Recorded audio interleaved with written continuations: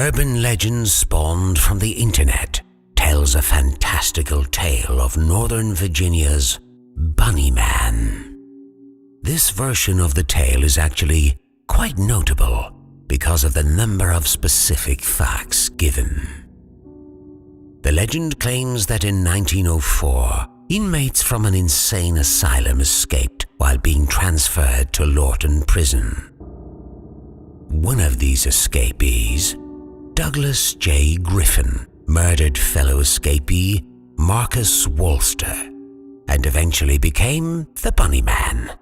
Not only is the location identified, but also the names of several victims and the dates of their murders.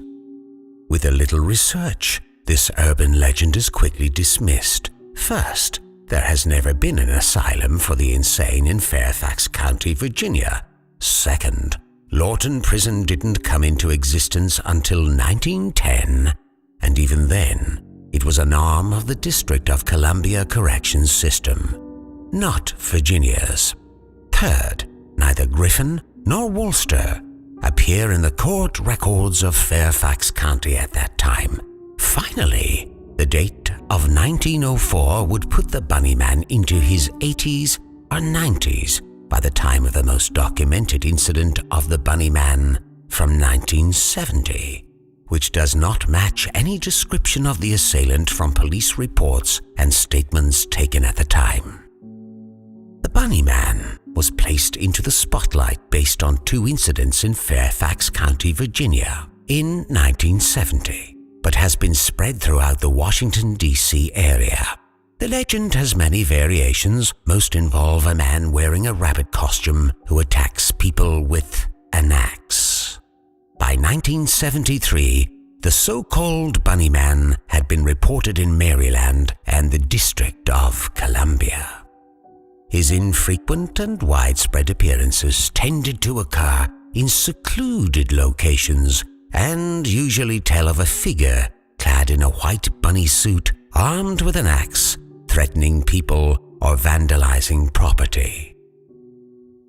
By the 1980s, the Bunnyman had become an even more sinister figure, with several gruesome murders to his credit. Although he has been reported as far south as Culpeper, Virginia, his main haunt has been the area surrounding a railroad overpass near Fairfax Station, Virginia. But where did he come from? While investigating the statements of the urban legend and the murders going back to 1904, we did begin to uncover some kernels of truth, all of which lead back to Laurianne Woods. There was a Douglas J. Griffin. Though he was born in 1940 to Edith and Walter Griffin of Gainesville, Virginia, Griffin was left fatherless after Walter was killed while serving during World War II. Griffin's mother smothered Douglas after the death of his father. He was never let too far from her sight or allowed to socialize with other children.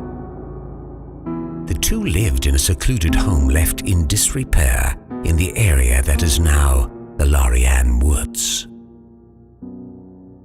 Starting in 1958, numerous missing person reports for children in the Prince William and Fairfax County areas began to crop up. None of the missing persons were ever found until a case in 1964. June Holliber, a student attending Barat College, went missing when returning home on winter break. 2 weeks later, her body was found in a wooded area near Bull Run. Clues led police to Laurianne Woods before the trail went cold. Griffin was questioned by police as a person of interest, but there was nothing to tie him to the case. Shortly thereafter, Griffin disappeared. No records of Griffin exist in the Northern Virginia area until 1970, when court records show several misdemeanor arrests for trespassing. It is our suspicion Douglas Griffin fled the area, but was still active in his crimes in other parts of the country before returning home to to pick up his obsessions. Was Griffin the true Bunnyman? Was it all a hoax? Have there been multiple people in the role to keep the legend alive? Enter Laurianne Woods and travel back to 1964 to uncover the origins of the Bunnyman and see if you can stop him before he strikes again.